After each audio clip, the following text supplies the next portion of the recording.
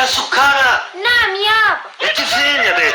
هنا يابا، قاعدة مع عزيزة وبنتها. ما كفاية وقعد جنبهم بقى. اصلي يعني يابا. يعني ايه يا اللي تنسخدي؟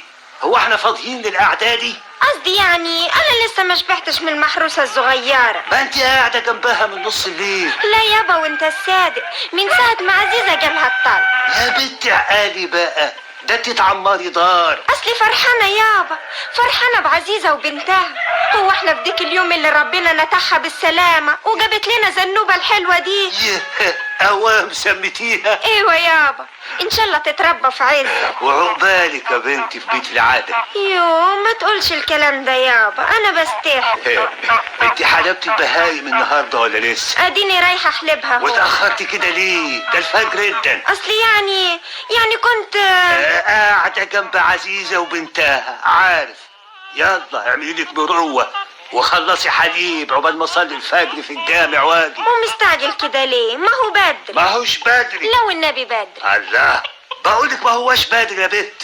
قومي يلا. بدري من عمرك يابا، دي العربية بتيجي الساعة 6. من النهاردة هتوصل الساعة 5. مين اللي قال الكلام ده؟ المعلم عنتر لما فات امبارح وسلمني البهيمتين بتوعه نبه عليا احضر اللبن قبل الساعة 5. واشمعنى يعني المقدر الجديد ده؟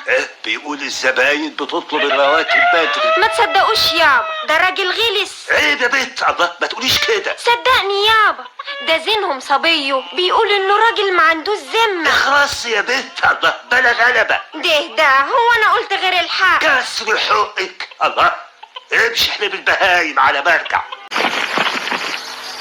السلام عليكم يا حاج متولي. وعليكم السلام يا زينهم. فين الاقساط امال؟ اتفضل. ها، ادي قسطين. قسطين بس؟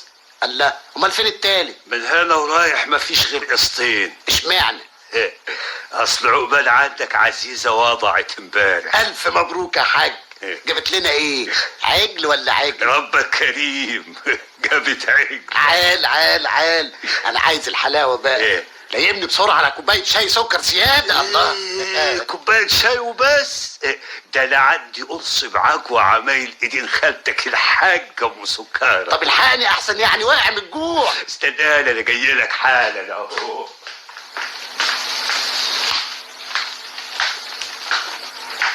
يوه، هو انت هنا يا زينهم؟ ايوه هنا يا روح زينهم، يا عيون زينهم، يا حته من قلب زينهم. بلاش الكلام ده يا زينهم. ليه بقى يا ست الحسن والجمال؟ اصلي انا ولا يعني ولا حاجه، كلها كام شهر ونتأهل.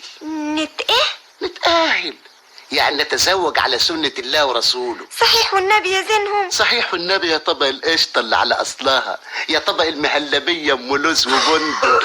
يا لهوي. إيه في إيه؟ مش تسمع بقية الكلام؟ اسكت دلوقتي أحسن أبويا جاي. طب ادخلي أنت مع ألف سلامة. اتفضل يا ابني، ادي الشاي وادي القرص ابو عجوة، كل بالهنا والشفا مطرح ما يسري يوم. يدوم عزك يا عم الحاج متولي. اللي من حق. ايه في ايه يا ابني؟ المعلم عنتر بيوصيك على البهيمتين بتوعه. وبيقول لك خلي بالك منهم قوي احسن دافع فيهم 200 اهيف. من عينيا الاتنين، ولا عندي اعز من معلم عنتر والبهايم بتوعه.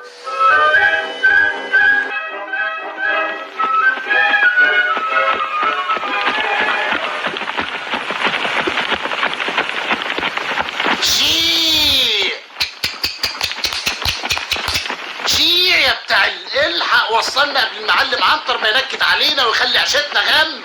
شيع.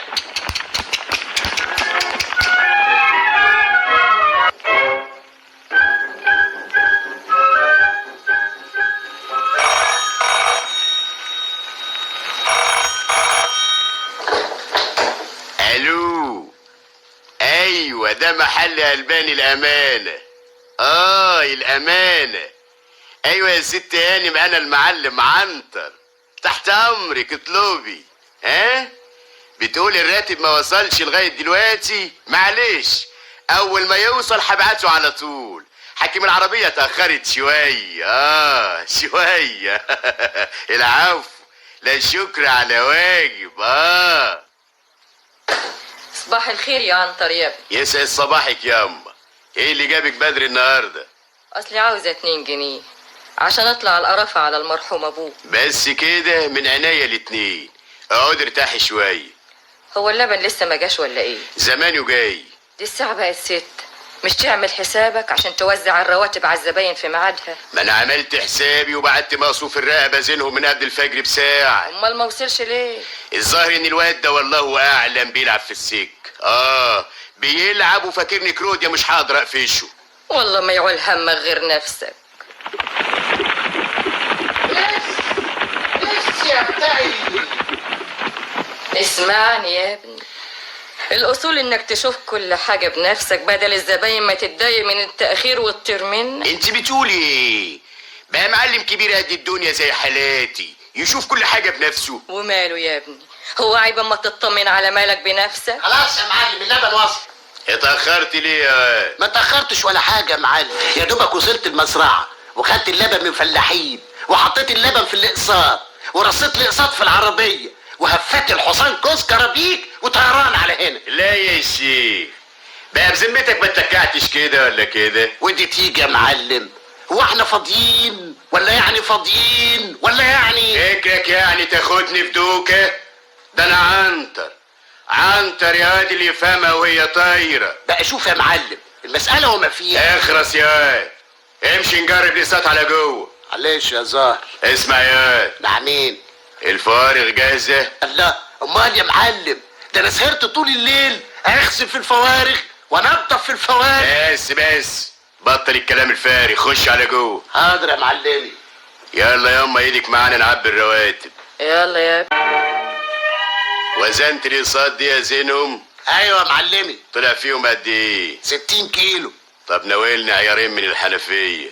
عيارين ايه؟ عيارين ميه. شايل يا واد؟ ايه الحكاية يا عنتر يا ابني؟ ولا حاجه. 60 كيلو لبن هنخليهم 100 كيلو. ازاي بقى؟ هنزودهم 40 كيلو ميه.